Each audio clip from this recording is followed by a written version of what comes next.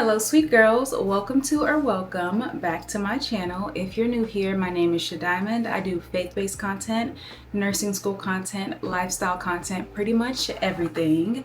If you're not new here, welcome back. Thank you so much for tuning in. This is going to be a video on how I study, the long-awaited video that I'm going to record for you guys to just give you some study tips on what I do to make A's in nursing school. Okay, so these are gonna be just a few tips. I have them in my notes on my iPad. I tried to limit it down to like, how many?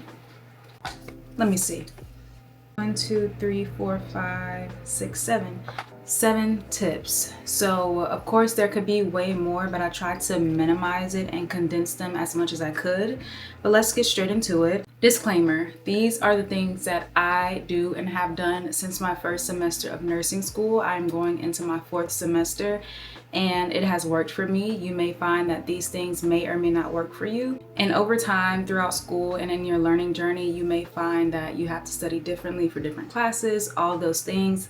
Just do what works for you. Okay, so my first tip, before class, look over your PowerPoints. And in order to do that, you need to invest into an iPad or a laptop, and your phone will work, but y'all get some electronics. This is my baby, and I literally invested in this iPad when I started nursing school. And I was so late to the game because in undergrad, I did not have an iPad, and I feel like I could have performed so much better. But I typically use my iPad more than any other device, more than my MacBook and more than my phone.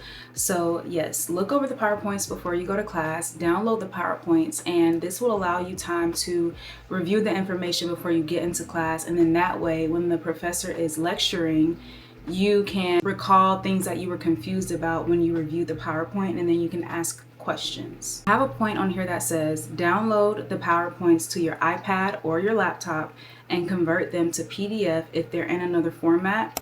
So basically, whenever your professor uploads these PowerPoints, download them to your electronic device and then convert them to a PDF document. That way you can upload them into GoodNotes, which I'll talk about a little bit later, or you could use what's the other one? I don't even use it. What's the name of it? Notability. I use GoodNotes personally. And that way when you're in class going over the PowerPoint, you can actually write on the slides and follow along with the professor. It's very helpful. Tip number 2. This is a big one. Stay organized. So basically on GoodNotes, like I said, I download those PowerPoints, I convert them to a PDF document.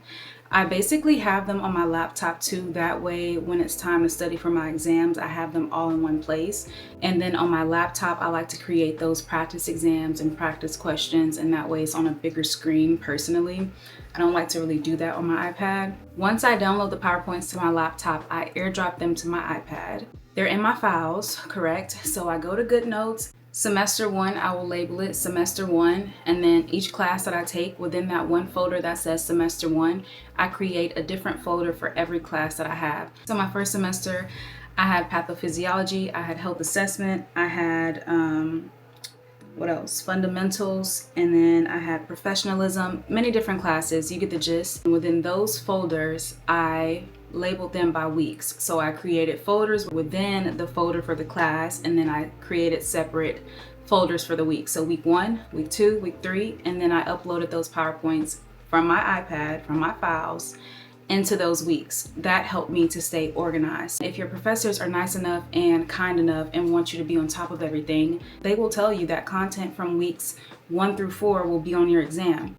You get it? I don't know if that makes sense. It's very simple, but it matters. Like, the small things matter. You don't want to be on your iPad looking for a lecture in week 1 and you're all the way in week 6 because you can't really remember or recall when you learned that material. So just stay organized in that way, and I promise you, you will be on top of everything. How else do I stay organized? Oh, I label everything. If the class is, for an example, 6:30, if that's the number of the course, label all of your PowerPoints 6:30 and then the title of the PowerPoint. Don't just put endocrine chapter. Put 6:30 endocrine lecture or something like that to help you remember. That way when you're typing it in your laptop also and you're trying to upload these materials in order to study on a like a resource like Google Gemini or ChatGPT, all you have to do is type in that number of that course, and then all of the files from that course will pop up and you'll know exactly what you're looking for. Tip number 3, rewrite. Everything that you learn in class, take it home with you and rewrite it. That is my holy grail. If that doesn't help you, I don't know what else will. That literally helps rewire your brain because you are the one who's actually writing it. I have friends who don't like to rewrite their notes. They think that it's time consuming, it's not really their thing, and sometimes they zone out when they're writing. That is absolutely okay. Me personally, if I'm going over something and I'm going through a slide, just by rewriting the things on that slide, I remember it 10 times better. I don't have to rewrite it 3 different times. All I do is rewrite it once or twice and it sticks. It makes it so much better for me. And I'm not saying that this won't take time out of your day. That is the whole point of being studious. It takes time. You may be sitting there rewriting things from that lecture, especially if you really didn't understand it. You've reviewed it before class, you've got to class, you've asked the questions, and then you get home and you still have to rewrite those things. That's absolutely okay. It might take you an additional hour, hour and a half. Do it. It will help in the long run. By the time you get to that exam, you will know exactly what you're looking for and exactly what you wrote because you wrote it. Tip number 4, study with at least 3 to 5 people. You cannot do this by yourself. There are times and there are courses where you may not need a study group. Some classes I just genuinely prefer to study on my own, but not for the entire semester, just certain content, certain weeks, certain exams. And some things I felt like I grasped a little bit better on my own, and there are solo studiers that perform exceedingly well. But you definitely need that community. Once you start off with a solid foundation, a solid group, you will literally excel. Surround yourself with people who want to make A's, who want to make good grades, and your grades will reflect that because you have no choice but to catch up, basically. Like my first semester, I had friends who were going out as far as like enjoying life, going to games, going to dinner, all of these things, and I was like head in my books my first semester, I would say. And then I realized like these are the people who are making 4.0 GPAs. Like it is okay to miss a couple of hours of studying because I want to spend those couple of hours socializing, and they still perform well, like I said. And then also too, in surrounding yourself with people who want to get 4.0 GPAs. If you want to personally get A's, don't surround yourself with people who just want to pass or people who say the term C's get degrees. Yes, C's get degrees, but if that's not what you want, then strive to surround yourself with people who don't want to just get by and people who want to actually understand the material and try a little bit harder, study a little bit longer, go the extra mile to make great grades. Also, it may take time to find your study group. I'm not saying when I first started studying with people that those are the same people that I study with till this day. They are not. We may study here and there sometimes, but I think it took about like second semester for me to say, okay, these are the people that I like to study with, and those are my exact friends right now in the program. They all make amazing grades, and my first semester I did study with great people, but I just didn't like their study style, and I just felt like I was that person just getting by, and I kind of just understood the information. Well, I would say I kind of memorized the information more than I understood it, and that's why I didn't, perform how I wanted to. I would get to the exams and just kind of like wing it. It worked out in my favor. If y'all hear like noise out there, it's raining and then the air is going, so I'll try to limit the background noise as much as I can. But yeah, it worked out in my favor. I still did well these previous semesters, but I realized like, okay, I gotta lock in, and it may have taken like a few exams, a few courses, probably actually the entire first semester for me to say, all right, second semester, we're coming in with a bang. Like we're not just gonna be around people who like to talk the entire study session. That's not what that's about. Studying with people who talk the entire time just about life and about casual things when we're here to do work. This isn't a social hour. Like we're here to study. So y'all, I actually have 8 tips. I'm doing a how to study, how I study video, and I can't even do simple math. Now we're on to tip number 5. Use your resources. Google Gemini, ChatGPT, I use something called Gizmo a lot in my videos, and a lot of people comment about that, like those study questions. That's Gizmo, and it's free. I also love to use YouTube when I absolutely cannot understand the material.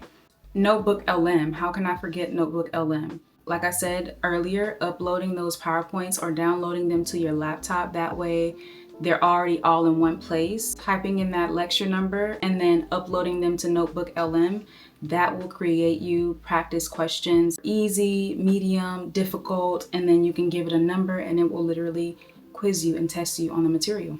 It also gives you a rationale. Another resource that I use is Quizlet. I do have Quizlet Plus, and I got this from one of my friends. She used Quizlet Plus and she would literally get like A's on her exams at one point, and I was like, wait, what are you using? Like, how are you using this? And she would say she uploads the lecture onto Quizlet Plus, and then it creates her flashcards and it basically asks you questions and you answer them.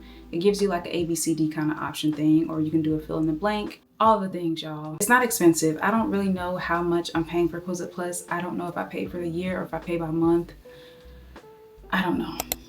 I just bought it because I'm like, let me invest into my education a little bit. I want to incorporate this before I move on to my next tip. In my first and second semester, I was using ChatGPT. We would basically type into the website, create me a 50 question NCLEX, create me a 50 NCLEX style question exam from this PowerPoint or from this material, from this file, whatever you want to put. And then you hit enter. Don't type too much, don't type too little, but make sure you say 50 NCLEX style questions, exam. Like, use those keywords and then it will generate you those 50 questions.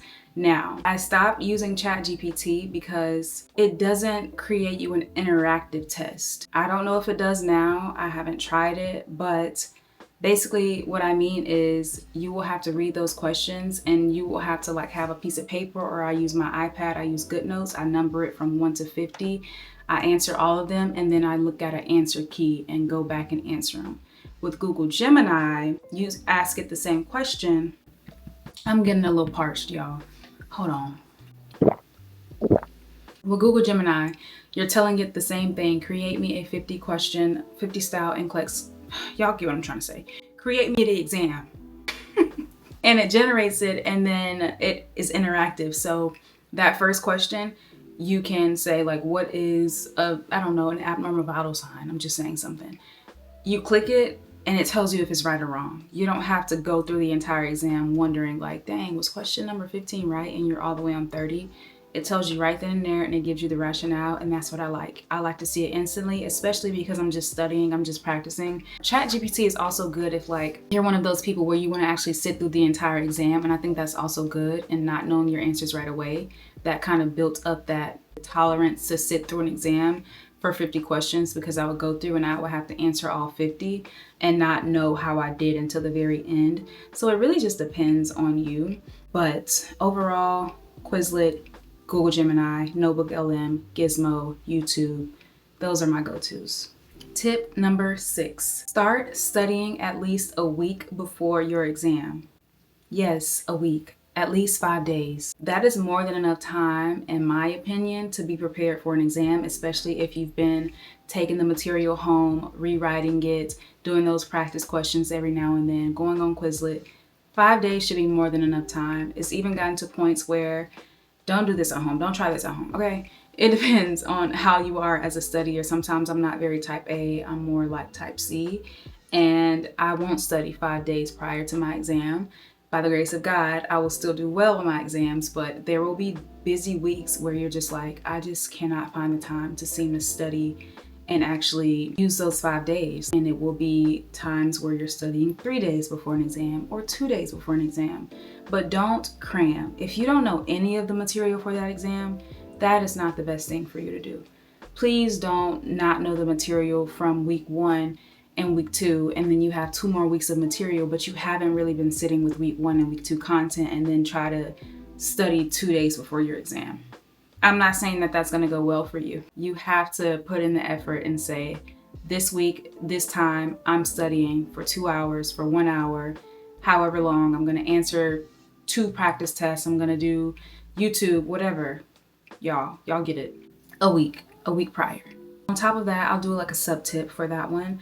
I will say, look at your professor's objectives within her PowerPoint or his PowerPoint, and those will help. I kind of grasped that tip a little bit later throughout my nursing program, but I learned that they pull a lot of the material and the content from their objectives for their exams. So if they tell you by the end of this, you will be able to know the 5 drug classes or whatever for pharmacology, and you will be able to tell me the difference between this, this, and this.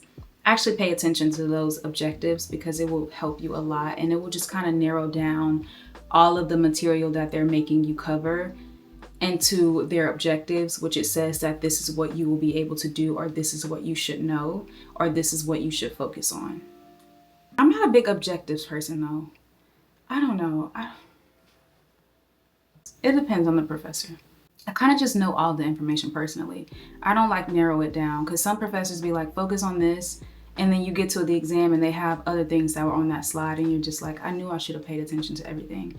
So I kind of try to understand everything unless absolutely like I don't have the time. Okay, on to my next tip. Tip number 7, YouTube videos. When you absolutely cannot understand the material and you've tried everything, as I mentioned earlier, go to YouTube. I like to look at Registered Nurse RN. I think that's Nurse Sarah, if I'm not mistaken. The Simple Nursing, that's the guy. He makes all these cool little mnemonics and things to help you remember. He's very quirky, very funny, very like positive energy, very bubbly. That helps me remember a lot. And then I also like to look at Level Up RN. That's another woman. I forget her name, but she's really good. That's pretty much it. Those are the 3 that I have that I look up. And also too, if I'm just typing up a topic, like I mentioned, like endocrine disorders or Parkinson's disease, cardiac stuff, I will look up YouTube videos on those topics, type in that exact thing that I'm struggling with, and whatever video looks like it is the most helpful, that is the one I click on. Doesn't matter if it's popular or not. If it looks like it will help me, I click on it and I learn from it and I write it down and I move on about my day. And it actually helps a lot. Exhaust your options, please, before you just give up. As I mentioned earlier, y'all, don't just memorize the material. By the time I got to 2nd semester for pharmacology, I was like, I actually want to understand what the drugs are and not just memorizing them for the moment. Like I want to understand all of it. I do believe people think that pharmacology is a memorization class.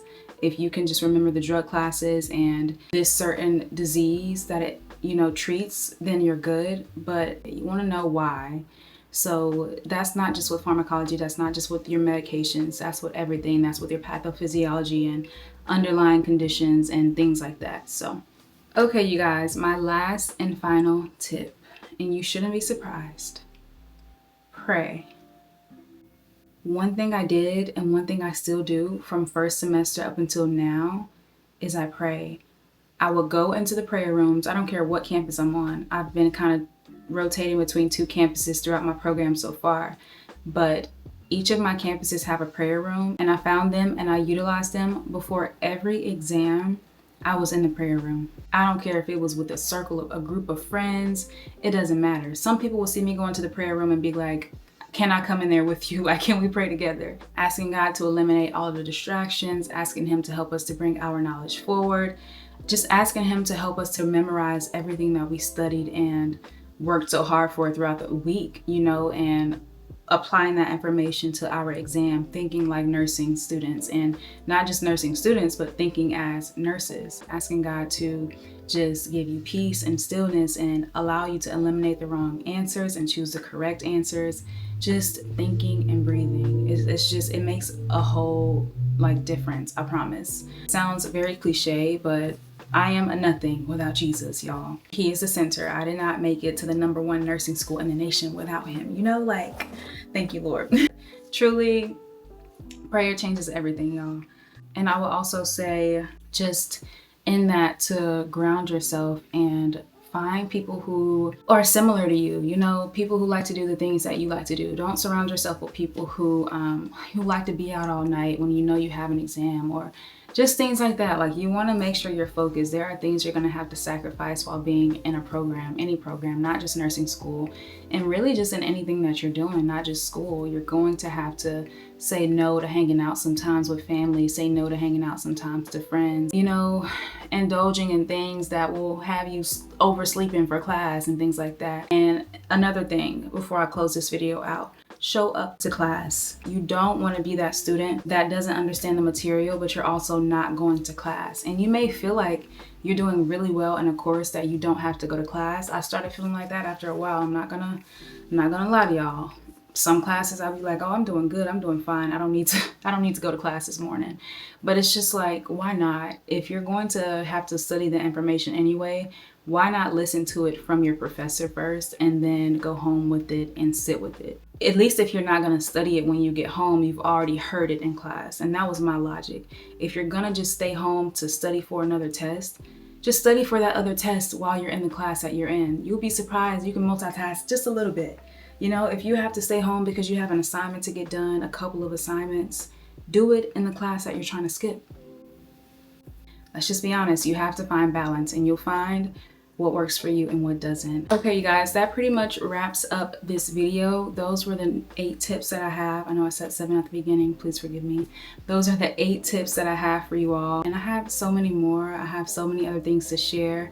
If you have any questions and anything that I didn't cover, please just comment that below. I hope this was helpful. The long-awaited How I Study video. But yeah, go to a coffee shop. I love a good coffee shop, y'all. You got it. I love you all. Thank you so much for watching, and I will see you in the next video.